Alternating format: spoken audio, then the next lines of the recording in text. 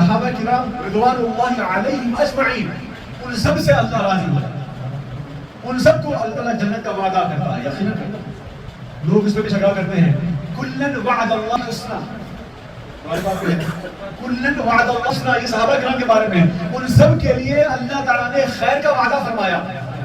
تو خیر کا وعدہ اللہ تعالیٰ کہہ رہا ہے تو سب سے بڑھ کر خیر کیا ہے؟ جنت ہی تو ہے۔ غیر ضروری باتوں پر بحث بات ہے کہ خیر کا وعدہ کیا، جنت کا وعدہ نہیں کیا۔ ارے بھائی خیر اور جنت میں فرق کیا ہے؟ اللہ کی طرف سے بہتر ہی ہے، احتساب اللہ کے پاس ہے، جس کو چاہے معاف فرمائے، جس کو چاہے وہ پنشمنٹ دے کے آگے بڑھائے۔ جب عام انسان کے لیے، جب عام انسان کے لیے بتایا جاتا ہے کہ جس کے سینے میں رائی برابر یہ اگر ایمان رہے تو اس کو ایونچولی جنت میں بھیج دیا جائے گا، عام انسان کے لیے یہ بات کہی جا رہی ہے کہ ان کے بارے میں جس اللہ تعالیٰ قرآن پاک میں فرماتا ہے کل وعد الحسنی، ان کے بارے میں آپ یہ نہیں سکتے کہ اترتی ہے۔ عجیب بات، تو ہمیں احتیاط کرنا چاہیے صحابہ کرام کے بارے میں بات کرتے ہوئے، اور آج کا جو ماحول بنا ہوا ہے اس سے گریز کرنا چاہیے۔ مولائی مولائی اپنے کو کہتے ہیں،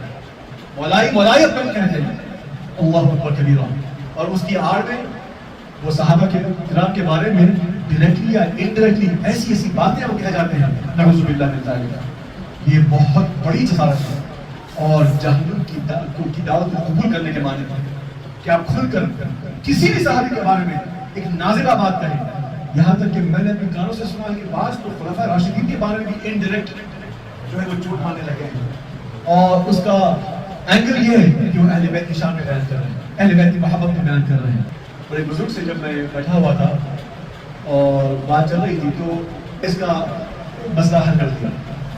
کہ میں نے دریافت کی، بات ہوتے ہوتے میں نے اس سے پوچھا کہ یہ جو روایت عمر کے بارے میں ہے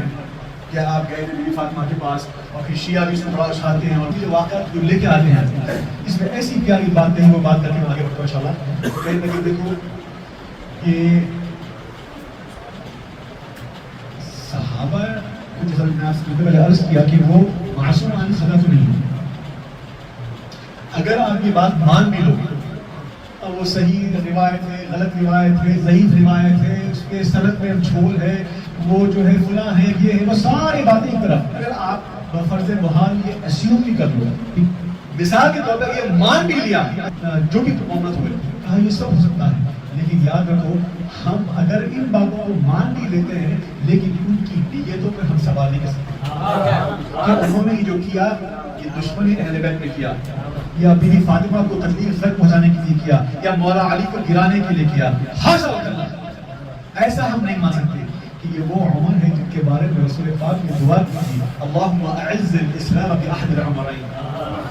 یا اللہ یہ دو عمر ہیں، ایک حضرت عمر بن الخطاب تھے اور دوسرا